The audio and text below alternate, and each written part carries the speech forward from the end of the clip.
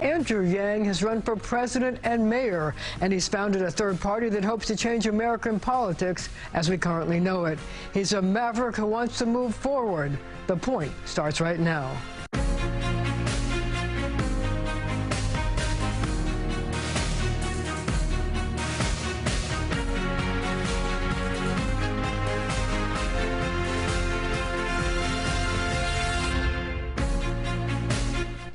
Andrew Yang has a new book called The Last Election, which claims when voters go to the polls next year, 2024, it will be the last election.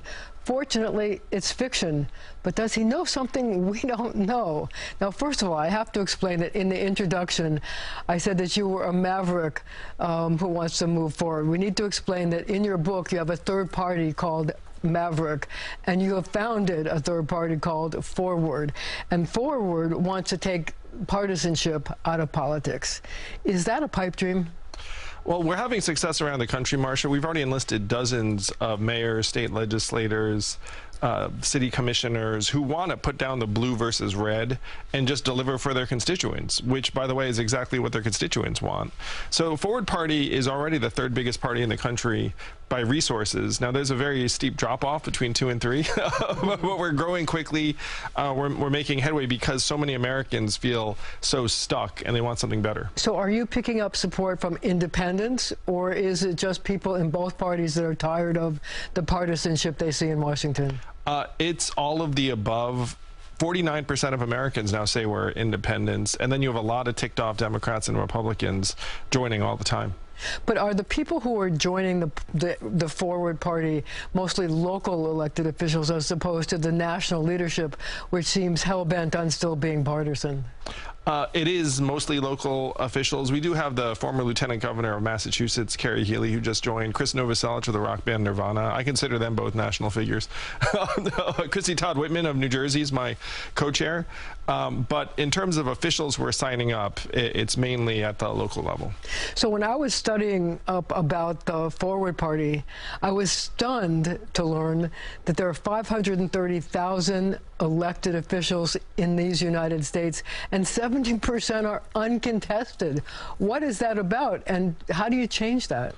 Well, Marcia, people in New York can recognize this, where 75% of the country, including most of New York, isn't a two-party system. It's a one-party system. There's one party in charge, and by the way, that's the way it plays out around the country. So the reason why so many races are uncontested or uncompetitive is that you know who's going to win. And if you go around to a lot of folks all over the country, they feel like their vote doesn't matter. They're generally right, because if there's something both parties can agree on, it's avoid competition and try and draw a blue or red district that no one else can contest. But see, what you're saying really is that that's the reason why people don't vote. I mean, if you look at voting in New York State, for example, a small percentage of people vote. You know that. You ran in the mayoral election. Like, how many people voted in that election? Very small number. Yeah, about 10% of New Yorkers voted in the Democratic primary that decided who the next mayor is going to be, and that's messed up. You know, and when I was running for mayor, I met dozens, maybe even hundreds of New Yorkers who'd come up to me and say, hey, I'm looking forward to supporting you. And I would say, great, are you a registered Democrat? They'd say no. And then I'd say, well, then we're both out of luck, because you need to have registered 4 months before the primary in order to vote. And you have to ask yourself, why is the Democratic Party of New York making it so hard for people to participate? It's because they don't want everyone's voice to be heard. So here's the question, though. You have a situation where the Forward Party is supporting nonpartisan elections, open nonpartisan elections. The question I have to you is, how do you get people to get to the point where they support that, given the fact that the people who make the decisions are Democrats and Republicans?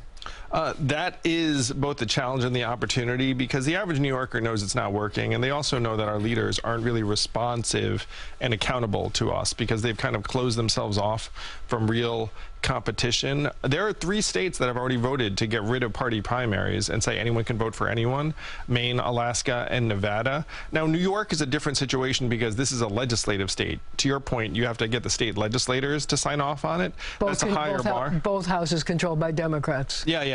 It's a higher bar, but if we keep making headway in places like, for example, New York City, where there's now an initiative to try and get rid of the party primaries in the mayoral, then we can make progress here and everywhere. So one of the other things that the Forward Party supports is ranked choice voting, which finally New York actually did in the mayoral race and in citywide elected races all over. You ran in the mayoral primary and you didn't win. How did you feel about the process of running in a ranked choice voting situation? Ranked choice voting is a dramatic improvement for everyone. The problem here in New York is that you had ranked choice voting within a Democratic primary. So again, if you were an independent or a Republican or a Libertarian or whomever, you're on the outside looking in unless you registered as a Democrat. So ranked choice voting plus nonpartisan primaries is the magic combination. Ranked choice voting itself is an improvement, but you have to include everyone.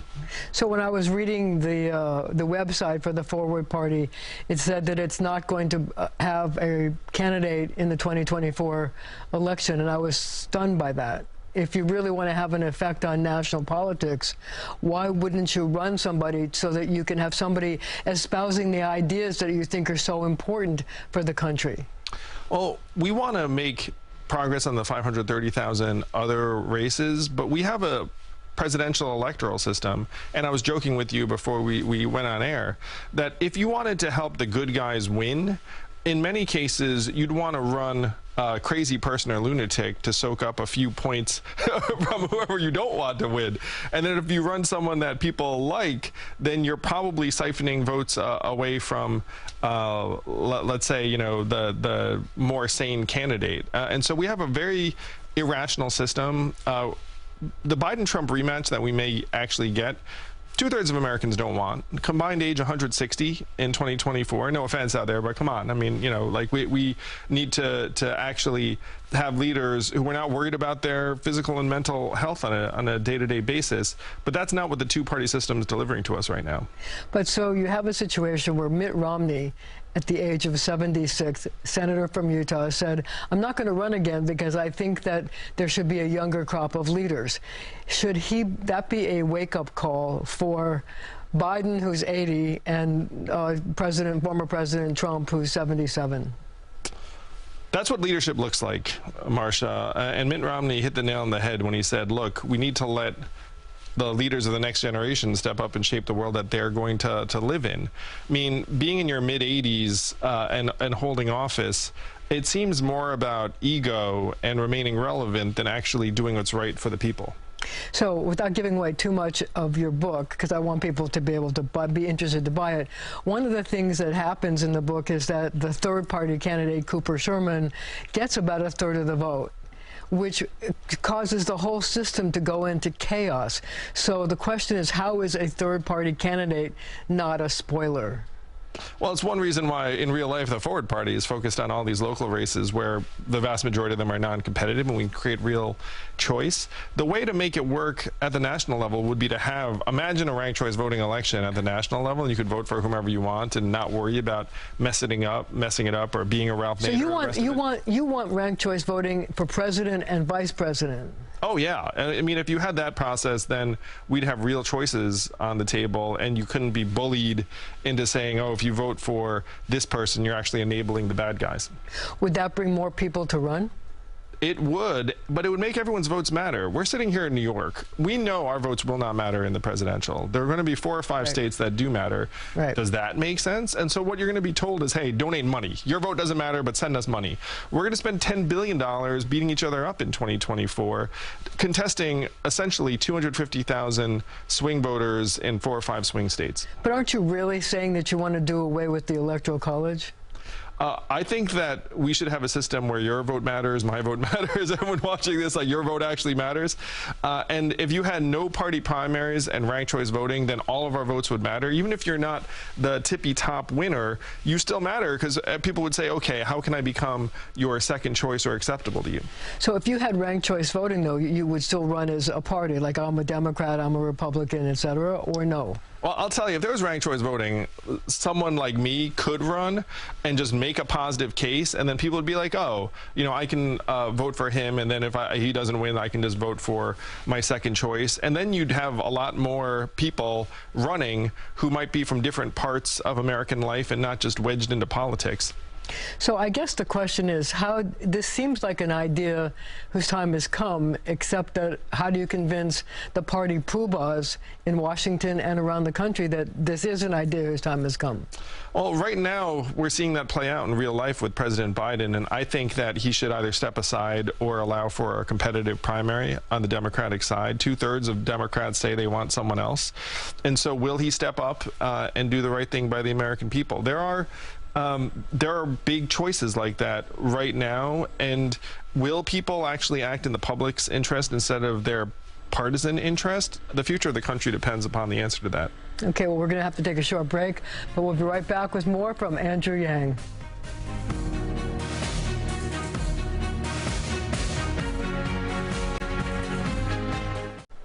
So we're back talking to Andrew Yang, and I want to talk to you about your book. First of all, I'd like to know the process. Like, how did this all come about? What was your writing process like?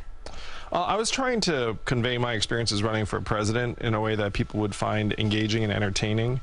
I'm not a novelist, so I found a writing partner who is an experienced novelist, Stephen Marsh, and so he interviewed me and some of my campaign team, and then started to write pages based upon characters that emerged and a narrative that I told him, hey, I think this is how things could play out.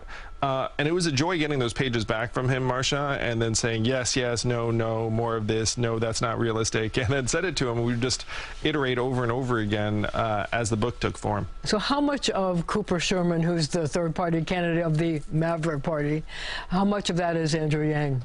Well, there's certainly some references and call-outs to the Yang Gang and doing the math. Do the math. A few other things. And you also talked about, you know, basic income and things that you were themes of your campaign. Yeah, you write what you know, and I did live a really incredible journey, making 7 debate stages and getting the support of millions of Americans, which I'm incredibly grateful for. But also, you talk about, well, we have to pose for selfies, and you have to be a people person. How much of that was difficult for you to cope with, given the fact that, you know, you weren't part of the political process? Well, you were an outsider. Oh, yeah. One of the things that I'm grateful for, Marcia, is that I was a newcomer, and so it was all so fresh and uplifting because I never expected people to want a selfie with me. And so when someone takes it, you're like, really? Me? And like, okay. And it could be 10 years from now, I might be like, oh, you know, not, but you know, it was all so fresh and new for me, and it wasn't my job in the same way it is other But did it ever get old after a while, after like the 7th campaign stop of the day? Well, one of the things that made me kind of a flawed politician is that I'm actually more of an introvert. So when I would go through the 7th event of the day, my team would just see me shut down, be like, oh, like, you know, just like, oh, let's give him some time to let his mind clear. So I might veg out with watching sports or something like that to recharge. So you say in the book that the 2024 election will be, and I quote, the American election to see if there will be any more American elections. That's a pretty scary thought. Tell me about it. Well, we could be heading towards a 3 or 4 or 5 candidate race in this cycle. And one of the last times something like this happened was the election of 1860. And Abraham Lincoln won that race with 39% of the vote. Most people would be shocked to hear Abraham Lincoln only got 39% of the vote. But there were 4 major candidates. And in that case, the losers of the election said, you know what? Not our president, and seceded. Now, you're not going to have anything that dramatic in 2024, but you could see things happen that have not happened in generations here in the U.S. So let's look at the political crystal ball. One of the things that I was interested in, you tweeted that you thought that Donald Trump can win the 2024 election. This is a man who's been indicted by 4 separate courts. Tell me why you think that's the case. He could definitely win, Marcia, and if you just look at the polling, he's essentially tied with Joe Biden, who has a 39% approval rating. It's one reason why I think we should have a real primary on the Democratic side. But if you have them tied, and only 4 or 5 states are really going to decide this race, you're looking at a difference of maybe 200,000 to 300,000 swing voters in, you know, Wisconsin, Pennsylvania, Arizona, Nevada, Georgia. But it's not just the two of them. You have Cornel West running in the Green Party. Jill Stein got 1.1% in 2016. I think Cornel West does better than that, especially because 2/3 of Americans are not that excited about either Biden or Trump. So they walk to the ballot box and see, hey, someone else. And West, I've heard of him. But they also have Robert Kennedy Jr., who's got the name. Exactly. So if you imagine a ballot, they show up and it's Biden, Trump, West, Kennedy. I think West and Kennedy get 1 to 3% each, and more of that comes from Joe than it does from Trump. So that alone could swing the election to Trump if it's tight. You also have persistent rumors that there might be, let's say, a Joe Manchin type. And what does Manchin do? Does he take? Who does he take from? He takes more from Biden than Trump, according to both numbers and intuition. I mean, I've seen some polling too. So if you have 3, 4, or 5 candidates, then the odds of Trump prevailing, in my mind, are well above 50%. And does that happen in the Electoral College as well, or just the popular vote, or both? Well, here's where it gets dicey, is that if you have an election where no one gets to 270 electoral votes because, let's say, an independent actually gets a state or two, then it gets thrown to the U.S. Congress, who then choose with each state getting 1 vote, not each member or each senator. Each state gets 1 vote. Republican wins. Yeah, and that's something that I was with a journalist who, like you, is deep into politics and said, I actually did not know there was a contingent election clause in the Constitution if no one gets to 270, because none of us has seen that in our lifetimes. So here's the question. What role will the number 2 person, the vice presidential running mate, play in how people vote? I mean, if you take a look at the Democratic ticket, there's not a lot of enthusiasm for Kamala Harris among Democrats if something were to happen to Joe Biden. If Trump were to pick somebody that people think could be the president if something were to happen to him, like he had to go to jail or whatever.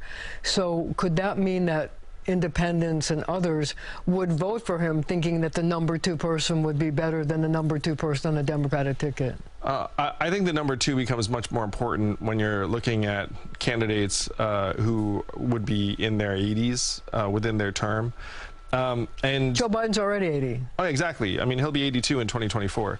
So if you don't have a presidential primary, which again I think they should have on the Democratic side, I think they should have a vice presidential primary and say, look, at this point we're choosing the next president. I mean, let's call it as it is. And to your point, there are not that many people confident in a Kamala Harris presidency. So here's the question. Would you urge Joe Biden to take a look at the political landscape and his own physical well-being or whatever, and say, for the good of the country, I'm not going to run again, as Lyndon Johnson did so many years ago?